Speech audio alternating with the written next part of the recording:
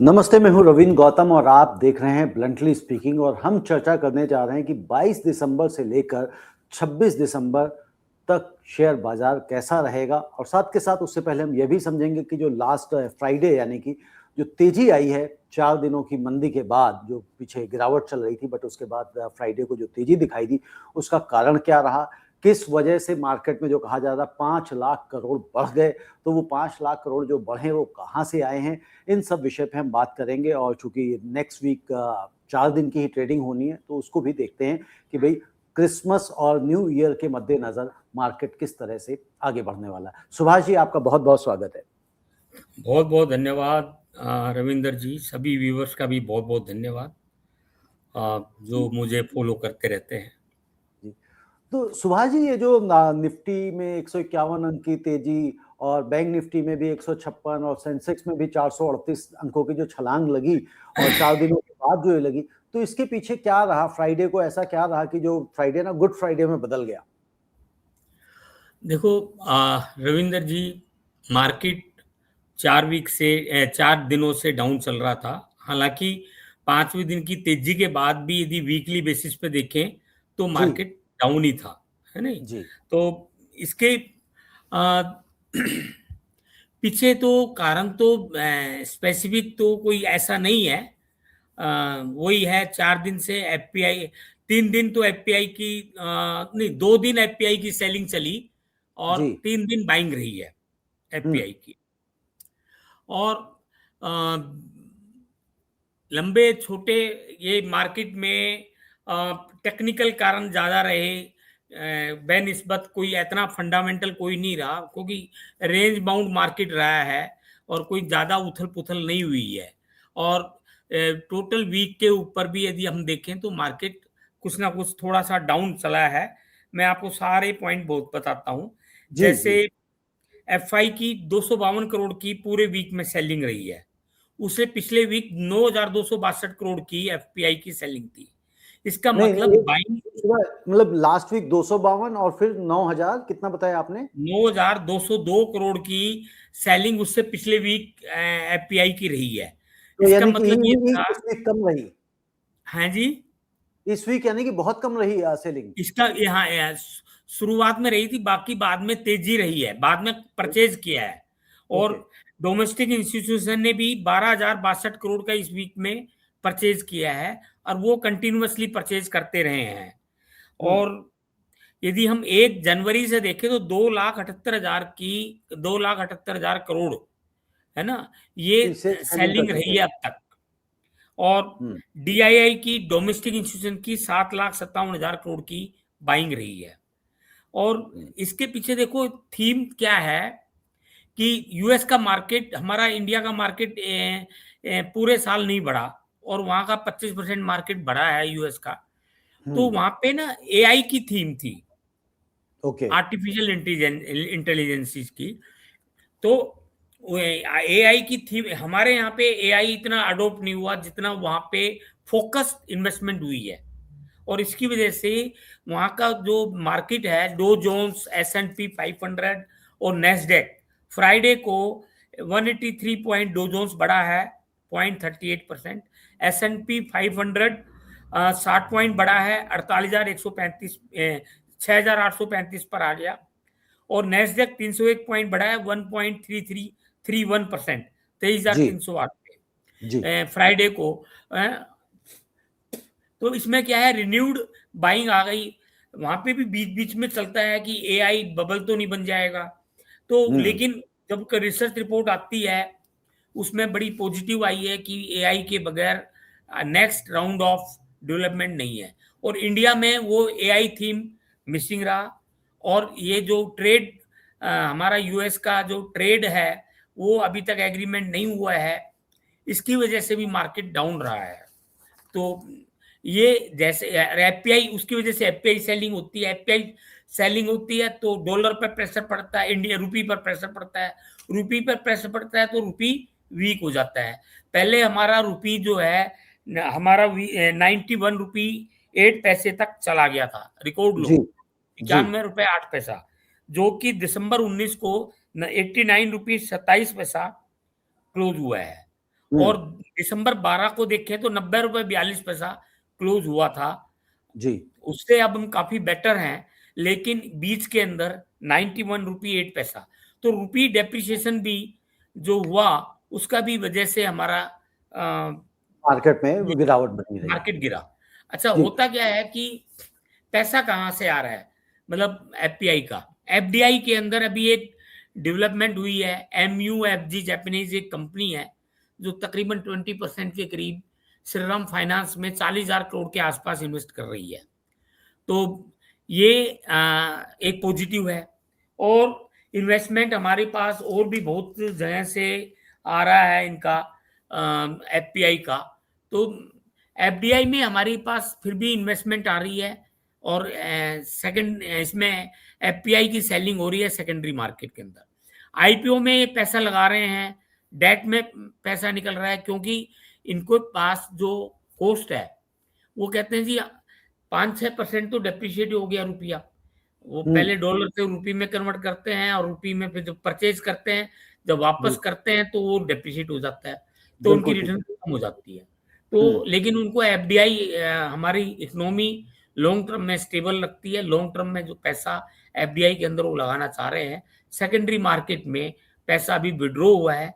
और हमारी corporate earning first quarter और सेकेंड क्वार्टर की कम रही है, लेकिन थर्ड और फोर्थ अभी एक रिपोर्ट आई है, उसमें है कि थर्ड और फोर्थ क्वार्टर की 12 से 15% की ग्रोथ कॉर्पोरेट अर्निंग की रहेगी, जो कि पहले 2 क्वार्टर से बढ़िया हमारी कॉर्पोरेट रिजल्ट्स रहेंगे।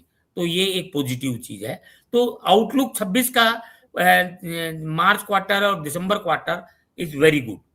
और हमने जो आरबीआई ने अपना 7.3 जीडीपी को इंक्रीज किया है, ये भी एक उसमें बताता है कि भी market is going to be better. हाँ जी। और सुभाष जी, जो यूएस का जो सीपीआई डेटा आया, क्या ये भी गेम चेंजर बना है क्या मार्केट में? यस, फ्राइडे 2.7% नवंबर का एक्सपेक्टेड था कि 3% ये प्लस आएगा, और ये 2.7% आया है। ये कि इन्फ्लेशन इसका मतलब ज्यादा नहीं है। ओनली जो ड्रॉबैक है कि जो 43 दिन हमारा यूएस का मार्केट, जो यूएस बंद रहा, शट डाउन रहा, तो ये डाटा सही ना हो, ये डाउट किया जा रहा है। यदि ये सही है तो ये बहुत पॉजिटिव है, और इसलिए यूएस का मार्केट बढ़ रहा है, और उस ग्लोबल मार्केट बढ़ने से हमारा मार्केट फ्राइडे को तेज हुआ है। तेज हुआ। तो सुभाष जी, जैसे अगर इस डेटा को ही बेस माने, तो क्या फेड जो है जनवरी में जो इनका रेट कट हो सकता है क्या? बिल्कुल पॉसिबिलिटीज हो रही है, क्योंकि यदि इन्फ्लेशन डाउन रहती है तो वहां पे एक किसी मेंबर ने कहा था, जो फेड रिजर्व का मेंबर है, कि इंटरेस्ट रेट 2% आ जाना चाहिए। तो ये यदि 2% आता है तो वर्ल्ड इकोनॉमी, क्योंकि ये तो एक यूएस का जो मार्केट है, ये हब है, फाइनेंशियल हब है, और वहां से यदि रेट ऑफ इंटरेस्ट कम होता है तो सब जगह रेट ऑफ इंटरेस्ट कम होने की उम्मीद बनती है। सब कम करेंगे, और उससे इकोनॉमी सभी की बूस्ट होती है, वर्ल्ड इकोनॉमी बूस्ट होती है। तो ये पॉजिटिव है कि फेड यदि फर्दर रेट कम रिड्यूस करता है तो ये बहुत हमारे इंडिया के लिए, इमर्जिंग मार्केट के लिए फायदेमंद रहेगा। करेक्ट, बिल्कुल। अब सुभाष जी, जैसे हम लोग अभी जापान का देख रहे थे, येन का, तो अभी जो बैंक ऑफ जापान है, तो उसने 25 बीपीएस रेट्स हाइक किए हैं, बढ़ाए हैं, और ये कहा जा रहा है कि भाई ये 30 साल का सबसे हाई लेवल है। तो इसका किस तरह से असर पड़ेगा इमर्जिंग मार्केट्स पे, हमारी इंडिया की मार्केट पे? देखो, मैंने पीछे भी कहा था कि जापान जो है ना, वहां कभी रेट ऑफ इंटरेस्ट होता ही नहीं था, मतलब जीरो रहता था। और वहां जहाँ की जापानीज के जो बॉन्ड हैं वो 2.2% यील्ड दे रहे हैं 10 साल के। तो उनके लिए तो ये 30 साल के अंदर इतना हाई यील्ड होना बहुत सरप्राइज की बात है। 30 इयर्स में कभी भी इतना यील्ड हाई नहीं हुआ है। और तो ये वहाँ ही, क्योंकि जो जापान कैरी हम कहते हैं ना, तो जापान से पैसा यहाँ आता है और वो इन्वेस्ट करते हैं, अब वो पैसा वापस चला जा रहा है, क्योंकि वहां पे इंटरेस्ट इतना हाई हो गया है उनके हिसाब से, तो वो पैसा यहाँ नहीं आ रहा। और देखिए 3-4 इकोनॉमी है, जैसे यूएस है, चाइना है, कोरिया है, जापान है, जहाँ पैसा फिर भी जा रहा है, क्योंकि इनकी इकोनॉमी में एआई थीम इज देयर, है ना। वहाँ आर्टिफिशियल इंटेलिजेंस का यूज हो रहा है। और आप मेरे से पिछली बार एक क्वेश्चन पूछा था सुभाष जी, कौन सी इंडस्ट्री जो लगती है वो इंडिया में जिसमें जी इन्वेस्ट करना चाहिए। जी तो मैं इस पर थोड़ा सा रिसर्च किया था। ऑटो जी ऑटो एंसिलरीज एक इंडस्ट्री है, जी। क्योंकि ऑटो में जीएसटी रेट कम हुआ है, और हम्म। ऑटो एंसिलरीज में भी हमारी नो हाउ बहुत बढ़िया हो रही है।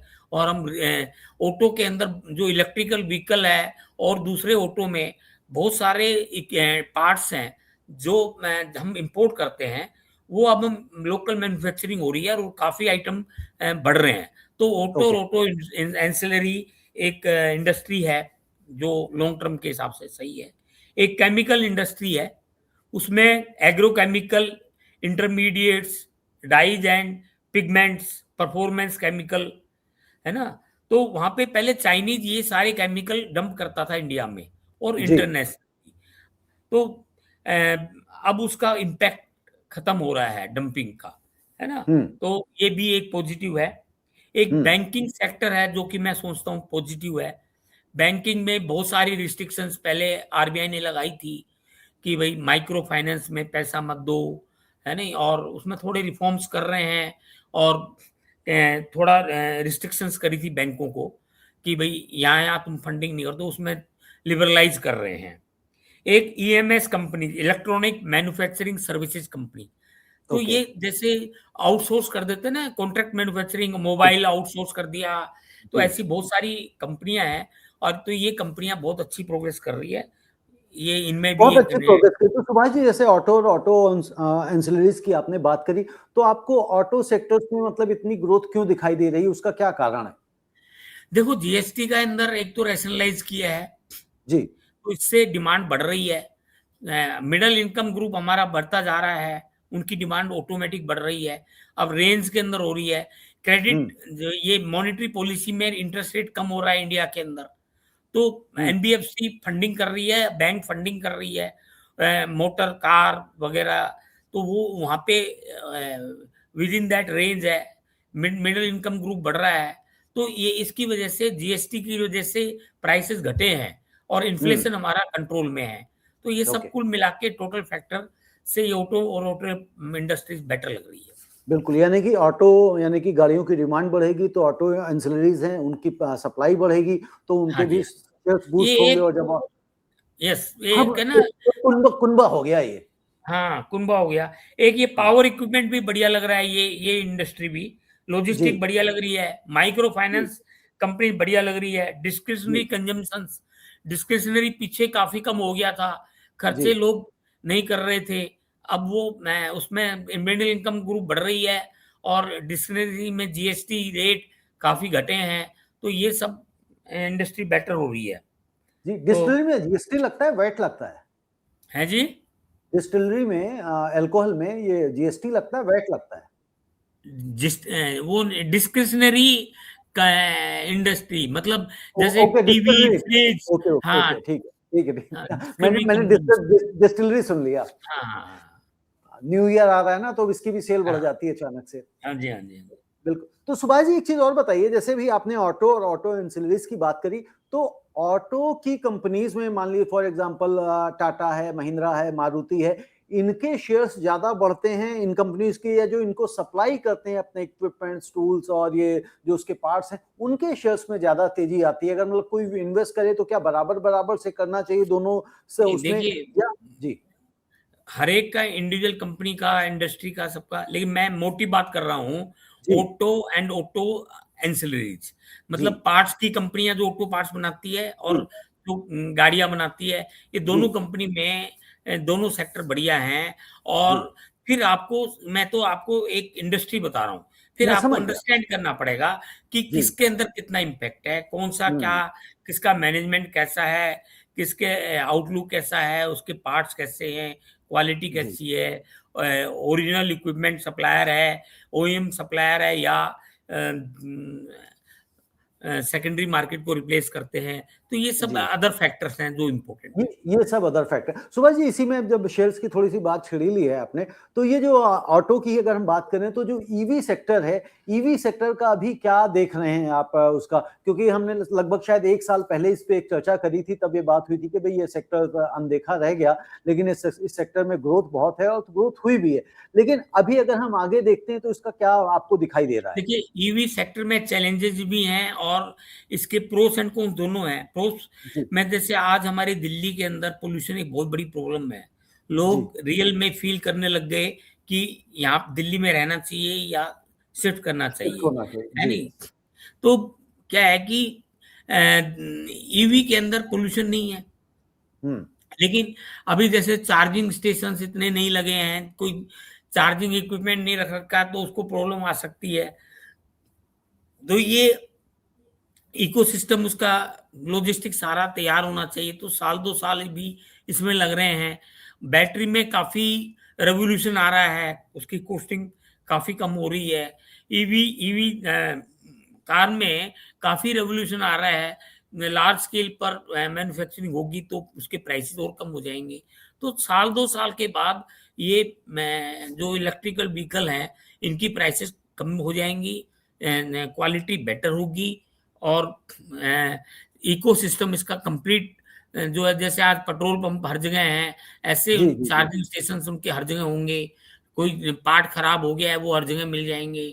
बैटरी की रिप्लेसमेंट करनी है, अभी तो बहुत कॉस्टली है बैटरी रिप्लेसमेंट करना, बहुत बड़ी कॉस्ट है। इलेक्ट्रिक व्हीकल मेंटेनेंस कॉस्ट बहुत हाई है। ये सब चीज़ें करेक्ट हो जाएँगी, तो ये बहुत बड़ा फ्यूचर है। आने वाला नया फ्यूचर इलेक्ट्रिकल व्हीकल्स का ही है। ओके, यानी उन्हीं कि का एक इसमें जो इन्वेस्टमेंट है ये वाइज डिसीजन हो सकता है। बिल्कुल, बिल्कुल। और लॉन्ग सुभाष टर्म जी, के। बिल्कुल, अगर हम इसी की एक बात और करें कि ओला इलेक्ट्रिक आजकल बड़ा नेगेटिव उसमें बना हुआ है, उसके पीछे क्या कारण दिखाई दे रहे हैं? देखिए, वो प्रमोटर ने कुछ अपने फंडिंग बेची थी, 260 करोड़ की कोई एक फिगर है, जी, जिसमें उसने कहा था कि मैंने अपना पैसा उधार लिया हुआ है, 2-3% अपना बेच दिया था। तो क्या हुँ, है कि एक बार मैसेज थोड़ा गलत चला जाता है और जो जी। उनके एस्टिमेट्स थे, प्रॉफिटेबिलिटी थी, जो उम्मीद थी, वो उम्मीद से कम रिजल्ट आ रहे हैं, तो उसकी वजह से थोड़ा-सा ये नेगेटिव बना हुआ है।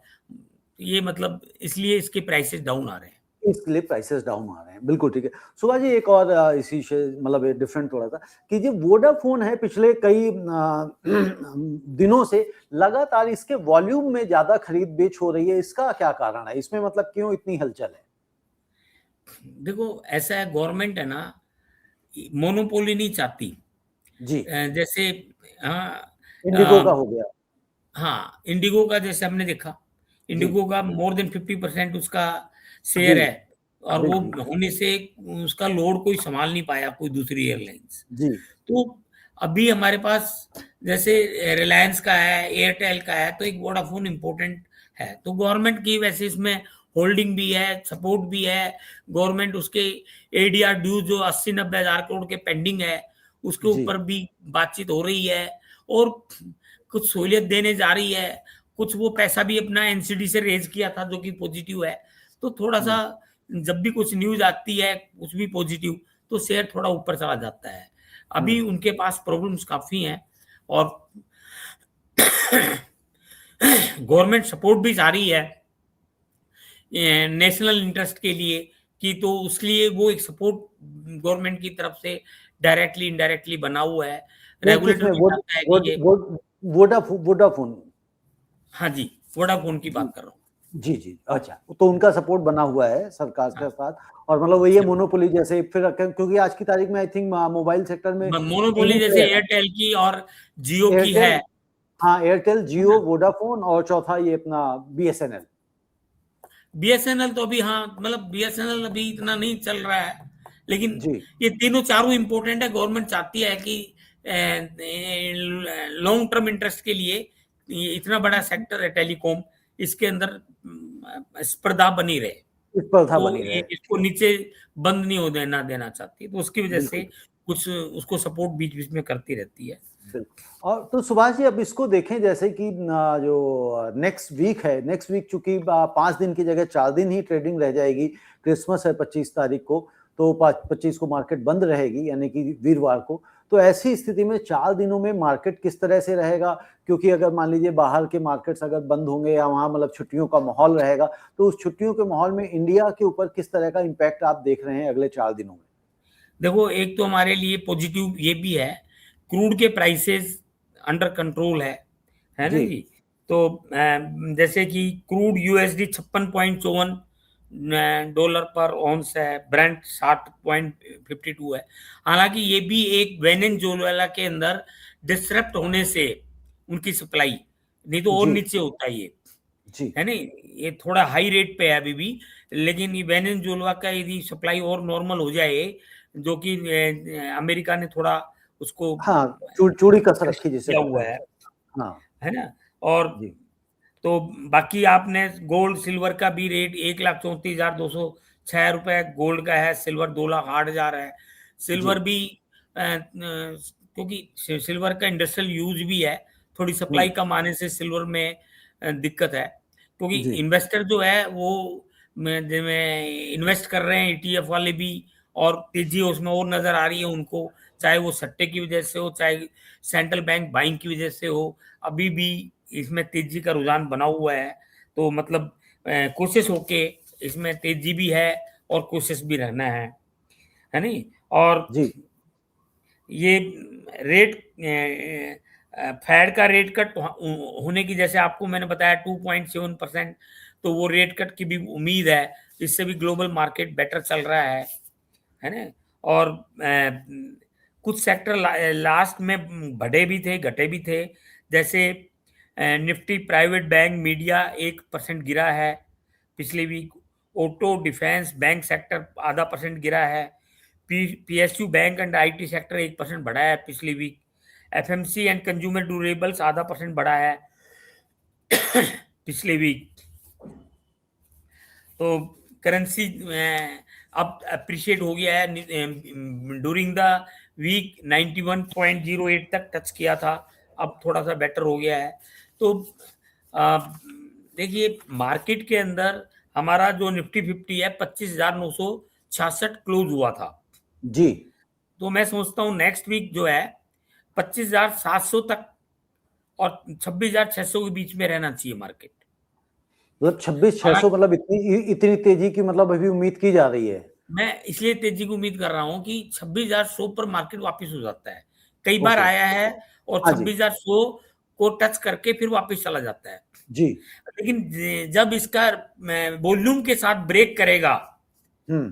तो फिर एकदम ये बढ़ेगा, और वो ओके। वॉल्यूम के साथ ब्रेक करना चाहिए, ब्रेकआउट, है ना। तो तेजी जी। से जी। बढ़ेगा तब तब मैं ये वॉल्यूम करूँ, नहीं तो 26,100 200 के बाद नहीं बढ़ेगा। लेकिन ये बढ़ जाता है तो पूरा वीक है, और पॉजिटिव सेंटीमेंट्स काफी हैं। जैसे यूएस और इंडिया की ट्रेड डील हो जाए किसी भी टाइम, जी। वो अनाउंस कर सकते हैं, तैयार पड़े हैं डॉक्यूमेंट, तो एकदम मार्केट बढ़ेगा।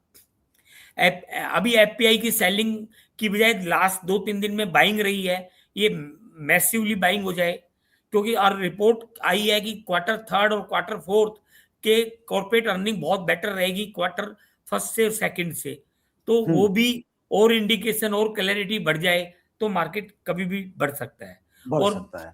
एक्सपेक्टेशंस यही है कि एक रेट कट इंडिया भी कर सकता है, तो अपने रेपो फरवरी रेट के में। अंदर, तो जी। वो रेट कट की उम्मीद और बढ़ जाए तो वो भी 25 पैसा, तो मार्केट में एक्सपेक्टेशंस पर रेट बढ़ता है। बजट हमारा 1 फरवरी को आ रहा है, वहां भी कुछ ना कुछ पॉजिटिव वाइब्रेशंस बन जाए, तो ये फैक्टर्स हैं। हालांकि थोड़ा भी तो सुभाष जी एडवांस टैक्स क्या? की जो कलेक्शन थी वो हाँ अप जी। टू दी मार्क नहीं हुई है, वो जी। थोड़ा सा डाउन रही है, तो जी। बहुत तो सारे फैक्टर्स हैं। एडवांस टैक्स में जो कलेक्शन कह रहे हैं आप डाउन रही, तो उसकी विशेष वजह क्या रही है? और मतलब साथ के साथ ये जो निफ्टी का जो आपने 26,600 हायर साइड बताया, और लोवेस्ट साइड क्या आपने कहा, मैं मिस कर गया? 25,700 लोअर 25,000। 700, क्योंकि ये हाई सपोर्ट है। हम्म। साढ़े मतलब 800 के ऊपर आता है तो वापस चला जाता है, चला जाता है। 750 आया फिर वापस चला गया, जी। 700 वो ब्रेक नहीं कर रहा, नहीं किया। और अगर तो 700 मतलब ये गलती से बहुत टूट स्ट्रॉन्ग गया है। तो फिर 25 500 के आसपास तक आ सकता है क्या? और निफ्टी बैंक 59,069 क्लोज हुआ था, जी। तो इसमें 58,600 लोअर रेंज है, हाई रेंज 60,100, 1500 के बीच 58,600 में। से लेके हाँ, 60,100। 58,600 से 60,100, 1500 के बीच के अंदर रेंज है, और वो हमारा 900 का रेंज है निफ्टी का। निफ्टी का 900 का रेंज है। बिल्कुल ठीक है। तो सुभाष जी, जैसे मान लीजिए भी आप जो हम रेंज की जो बात कर रहे हैं, और आपने कहा कि भाई अगर ये जो यूएस और इंडिया की डील है, अगर ये बिल्कुल सारे डॉक्यूमेंट्स तैयार हैं, बस ये होने की ही देरी है, और अगर ये होती है तो जाहिर सी बात है कि हम मार्केट में भी पॉजिटिव सेंटिमेंट्स देखेंगे, क्योंकि इसकी वजह से भी मार्केट कई बार नीचे जा रहा है। तो ये जो देरी हो रही है यूएस की और इंडिया की इस डील को साइन करने में, ये मामला अटक कहाँ रहा है, किस वजह से अटक रहा है? देखिए, वो है ना, हमारे जो अपने एग्री सेक्टर है यूएस वाला, वो चाहते जी हैं कि उनका एग्री यहाँ एक्सपोर्ट हो जाए, एग्री आइटम्स। जी। और इंडिया नहीं चाहता किसी भी प्रकार कि हमारा जो एग्रीकल्चरिस्ट है उसको कोई शोक लगे। हाँ, उसको तो एक ये, कंपटीशन ना मिलने पाए। हाँ, एक ये है। एक ये है कि जैसे वहाँ का जो इलेक्ट्रिकल व्हीकल है और दूसरे आइटम्स हैं, और ऑयल सेक्टर है, एनर्जी सेक्टर है, हम रशिया से परचेज कर रहे हैं, हम्म तो वो चाहते हैं कि इंडिया चाहता है कि पहले 25% पेनल्टी हटाए और फिर हम्म एग्रीमेंट साइन हो। वो हम्म चाहते हैं कि भाई आप रशिया से पहले ऑयल परचेज करना हम्म बंद कर दो, हम्म फिर मैं पेनल्टी हटाऊंगा। तो हम्म दोनों की टकराहट है। इंडिया का और रशिया का हमारा लॉन्ग टर्म टाई अप हुआ है नहीं। एक न्यूक्लियर सेक्टर के अंदर हम एग्रीमेंट हुआ है नहीं, तो उसका भी इम्पैक्ट है। मतलब न्यूक्लियर सेक्टर में क्या है कि एनर्जी जो बनाते हैं ना, तो इससे में बहुत एनर्जी, एनवायरनमेंट बेटर भी है और कॉस्ट फ्री भी है, कॉस्ट सेक्टर कॉस्ट भी। तो एफपीआई मतलब क्या है कि हमारा जो सेक्टर है, यदि हम पीछे पहले एग्रीमेंट में कभी न्यूक्लियर पावर कोई देना नहीं चाह रहा था, रशिया से ये डील हो गई है, तो इससे बहुत पॉजिटिव है। हम्म तो ऐसे एक हमारे को जैसे 3 एक्ट है कैपिटल मार्केट के, सिक्योरिटी ट्रांजैक्शन का, इनका एक एक्ट बन रहा है, उससे भी रिफॉर्म हो रहा है। हम्म तो बहुत हम्म सेबी भी रिफॉर्म कर रहा है। ऐसे ना बहुत सारे रिफॉर्म्स एक साथ चल रहे हैं, तो ये पॉजिटिव है। और इससे अब जैसे आपने देखा होगा, इंश्योरेंस सेक्टर 74% एफडीआई आ सकती थी, आज जी 100% अलाउ हो गई है। तो इससे बहुत बड़ी एफडीआई आएगी, हम्म, है ना। तो एफडीआई अट्रैक्ट होगी बहुत ज्यादा, है नहीं। एक बिल्कुल।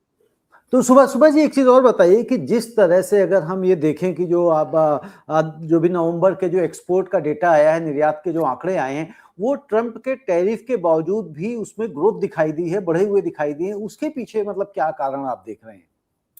उसके पीछे जैसे ये डिफरेंट, अभी ओमान के साथ हमारा फ्री ट्रेड एग्रीमेंट हुआ है। जी ओमान से हमारी 3-4 बिलियन की डॉलर के एक्सपोर्ट होती है, जी। लेकिन अब फ्री ट्रेड एग्रीमेंट के बाद 26 बिलियन यूएस डॉलर का एक्सपोर्ट पोटेंशियल है। हम्म आप सोचो कितना बड़ा फर्क पड़ सकता है। तो ऐसे हमारा free trade agreement, comprehensive agreement, और खुल के हम एक्सपोर्ट कर रहे हैं, तो उसके बावजूद भी ये हमारा एक्सपोर्ट बढ़ा है। तो ये थ्रेट हमें नहीं है कोई भी। देखिए, हम्म यूएस से हो जाए तो बहुत ही बढ़िया है, क्योंकि हमारी जो चीजें खुल रही हैं वो तो रहेगी, और यूएस के साथ हमारा और पॉजिटिव हो जाए। और यूएस सबसे बड़ी इकोनॉमी है वर्ल्ड की, और उससे एग्रीमेंट होना तो है ही, लेकिन क्वेश्चन जितना डिले है उससे थोड़ा मार्केट हमारा अनसर्टेनिटी को महसूस करते हुए मार्केट बढ़ नहीं पा रहा। तो हम्म मार्केट के लिए बहुत इंपॉर्टेंट है यूएस से एग्रीमेंट हो जाए। वहाँ के यहाँ लोकल, यूएस के अंदर वहाँ की जो लोकल पॉपुलेशन है वो प्रोटेस्ट कर रही है अगेंस्ट ट्रम्प, कि भाई हम्म वहाँ दवाइयाँ महंगी हो गई है, आइटम्स जो इंडिया देता है वो नहीं आ रहे हैं, उनसे दिक्कत तो बढ़ रही है। अब वो ट्रम्प पे भी प्रेशर है कि इंडिया से एग्रीमेंट फटाफट किया जाए, और इंडिया पे भी प्रेशर है, लेकिन हम अपने स्वाभिमान को कॉम्प्रोमाइज नहीं करते। इसलिए ये बात हम पब्लिक भी समझ रही है कि भाई स्वाभिमान को देखते हुए और एग्रीमेंट यदि नहीं, होता बिल्कुल है। अपने स्वाभिमान से क्यों समझौता किया जाए, और क्योंकि एक बार अगर हमारे कोई व्यक्ति स्वाभिमान को तोड़ देता है तो फिर बार बार उसको तोड़ने का अधिकार मिल जाता है। बिल्कुल जी, तो सुभाष जी, एक बार मैं दर्शकों के लिए निफ्टी की रेंज रिपीट कर रहा हूं। बैंक निफ्टी की, निफ्टी आपने बताई है 25,700 से लेकर 26,600 के बीच में रहने की संभावना है, और बैंक निफ्टी आपने कहा है 58,600 से लेके 60,100 के बीच में रहने की संभावना है। अब सुभाष जी, थोड़ा सा एक बार गोल्ड और क्रूड के ऑयल को भी समझ लेते हैं। तो आने वाले दिनों में गोल्ड किस तरह से अभी रिएक्ट करता हुआ आपको दिखाई दे रहा है? देखिए, आने वाले दिन में अभी मोमेंटम तेजी का बना हुआ है, लेकिन मैं सिर्फ इतना ही कहूंगा कि मोमेंटम तेजी का है। सिल्वर के अंदर हमें इंडस्ट्रियल यूज के लिए सप्लाई के अंदर दिक्कत है, स्कैरसिटी है वर्ल्ड वाइड। तो सिल्वर में अभी भी जो माहौल बना है उसके हिसाब से और तेज हो सकता है, गोल्ड और तेज हो सकता है, लेकिन कोशिश रहना पड़ेगा पोजीशन, क्योंकि जब कभी सट्टे में भी फंसा हुआ है, इसको ध्यान में रखते हुए कभी भी पोजीशन गिरेगी तो तेजी से गिर भी सकता है।